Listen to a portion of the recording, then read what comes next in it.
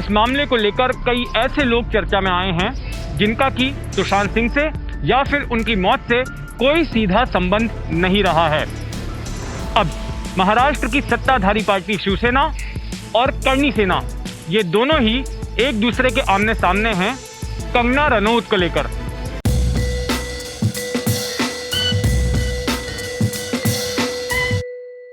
सुशांत सिंह के केस में बॉलीवुड की 2 अभिनेत्रियां चर्चा में हैं।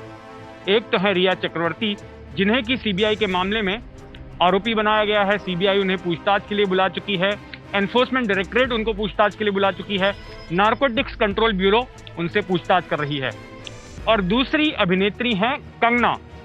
तो ये समझते हैं कि आखिर कंगना की इस पूरे मामले में एंट्री कैसे हो गई और आज कंगना चर्चा में क्यों है। 14 जून को सुशांत की मौत के बाद से ही लगातार कंगना खबरों में हैं। सबसे पहले वो खबरों में आई अपने बयानों को लेकर। उन्होंने ट्विटर के माध्यम से या फिर टीवी चैनलों के माध्यम से बॉलीवुड में नेपोटिज्म की बात करनी शुरू कर दी और ये कहने लगी कि बॉलीवुड में किस तरह से गैंगबाजी होती है, किस तरह से नए लोगों को उभरने नहीं दिया जाता और किस तरह का भाई भतीजावाद बॉलीवुड में चलता है। उनके आरोपों पर खूब चर्चा हुई और कंगना हर तरफ खबरों में छा गई।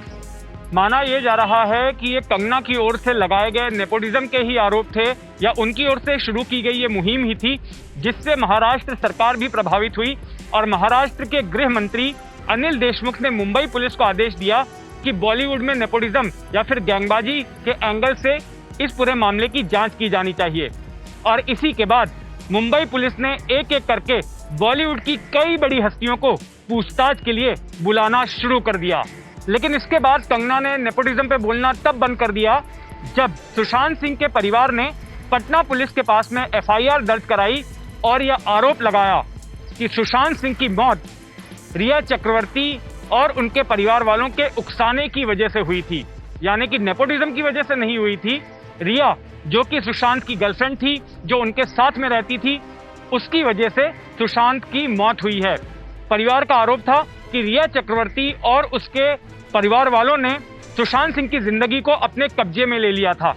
तो कंगना जिस नेपोटिज्म के नाम पर हाय तौबा कर रही थी, बयानबाजी कर रही थी, ट्वीट्स कर रही थी, उनकी टीम की ओर से जो ट्वीट्स आ रहे थे, उस एंगल का, उस थियरी का सुशांत के परिवार वालों ने तो समर्थन किया ही नहीं।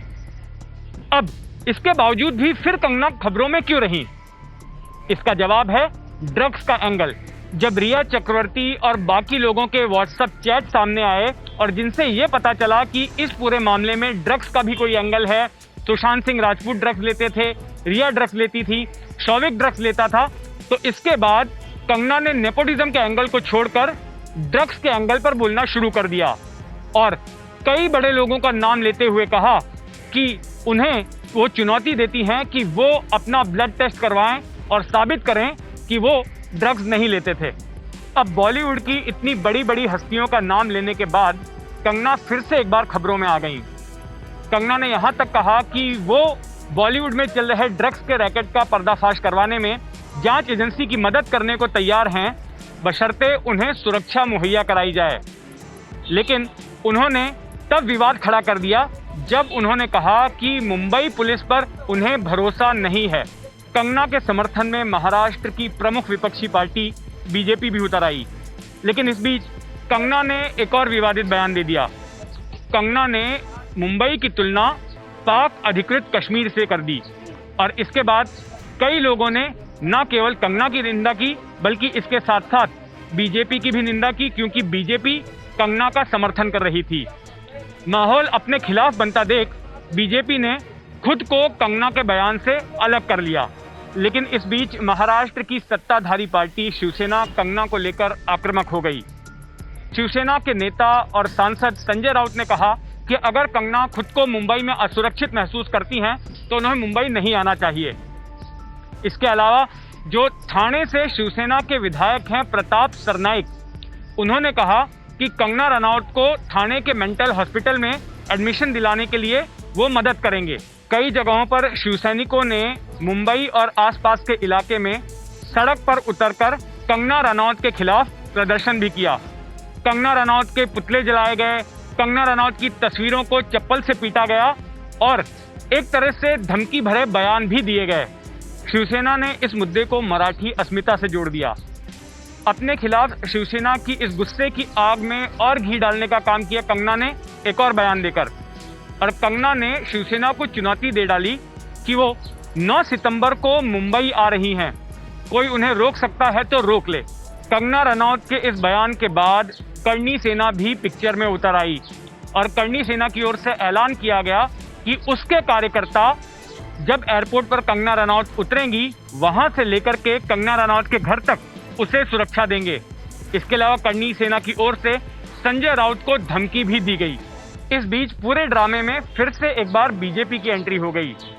कंगना रनौत ने जो सुरक्षा की मांग की थी, उसे देखते हुए केंद्र की बीजेपी सरकार ने कंगना को Y+ श्रेणी की सुरक्षा देने का ऐलान किया। अब अगर 9 सितंबर को कंगना रनौत मुंबई आती हैं और ऐसे में अगर शिवसेना उनका विरोध करने का फैसला करती है, तो जाहिर है 9 सितंबर को मुंबई में बड़ा ड्रामा देखने मिलेगा। ABP न्यूज़ आपको रखे आगे।